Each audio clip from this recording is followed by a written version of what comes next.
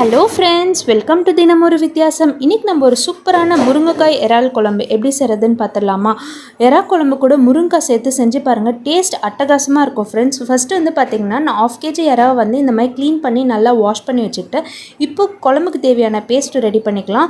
2 பத்தை தேங்காய், ஒரு பெரிய சைஸ் வெங்காயம், ஒரு மீடியம் சைஸ் துண்டு இஞ்சி, ஒரு 10 பல் பூண்டு, 3 பச்சை மிளகா, அதுக்கப்புறமா 2 ஸ்பூன் சீரகம், 2 ஸ்பூன் மிளகு. இது எல்லாமே ஒரு மிக்ஸி ஜாரில் சேர்த்துட்டு நல்லா ஃபைன் பேஸ்ட்டாக அரைச்சிக்கோங்க. கொஞ்சமாக தண்ணி ஊற்றி நல்லா இந்த மாதிரி ஃபைன் பேஸ்ட்டாக அரைச்சிக்கோங்க. பாருங்கள், இதுதான் கன்சிஸ்டன்சி. இந்த ரேஞ்சுக்கு நீங்கள் அரைச்சிக்கோங்க.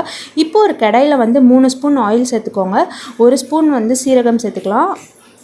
கொஞ்சம் கருவேப்பிலை சேர்த்துக்கிட்டு ஒரு பெரிய சைஸ் வெங்காயம் இந்த மாதிரி நீங்கள் மீடியமாக கட் பண்ணி நீட்டாக கட் பண்ணிக்கோங்க. அதே மாதிரி ஒரு பெரிய சைஸ் தக்காளியும் சேர்த்துக்கோங்க. இப்போ பார்த்திங்கன்னா வெங்காயம் தக்காளி ரொம்ப வதங்கணும்னு அவசியம் இல்லை. இப்போ நம்ம க்ளீன் பண்ணி வச்சுருக்க இறாவை சேர்த்துட்டு 1/2 ஸ்பூன் மஞ்சத்தூள், 1 ஸ்பூன் தனி மிளகாய் தூள் சேர்த்து நல்லா இந்த மாதிரி மிக்ஸ் பண்ணிக்கோங்க. இப்போ பார்த்திங்கன்னா குழம்புக்கு தேவையான சால்ட்டு சேர்த்துக்கிட்டு நல்லா மிக்ஸ் பண்ணிக்கலாம். நம்ம இப்போ ஒரு பேஸ்ட் அரைச்சி வச்சோம்ல, அந்த பேஸ்ட் இந்த ஸ்டேஜில் சேர்த்துட்டு நல்லா இந்த மாதிரி மிக்ஸ் பண்ணிக்கோங்க.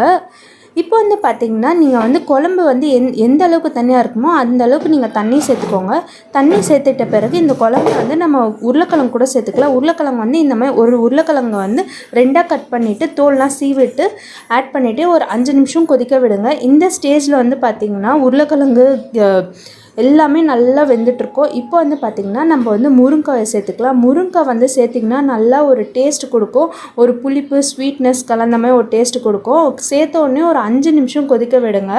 இப்போ பாருங்கள், எல்லாமே நல்லா வெந்து வந்திருக்கும். இந்த ஸ்டேஜில் கொஞ்சமாக கொத்தமல்லி சேர்த்துட்டு நீங்கள் சர்வ் பண்ணிங்கன்னா டேஸ்ட் அட்டகாசமாக இருக்கும். சாப்பாட்டுக்கு, தோசைக்கு, சப்பாத்திக்கு எல்லாத்துக்குமே சூப்பராக இருக்கும். ஹெல்த்தியாக சாப்பிடுங்க, ஹாப்பியாக இருங்க. பா.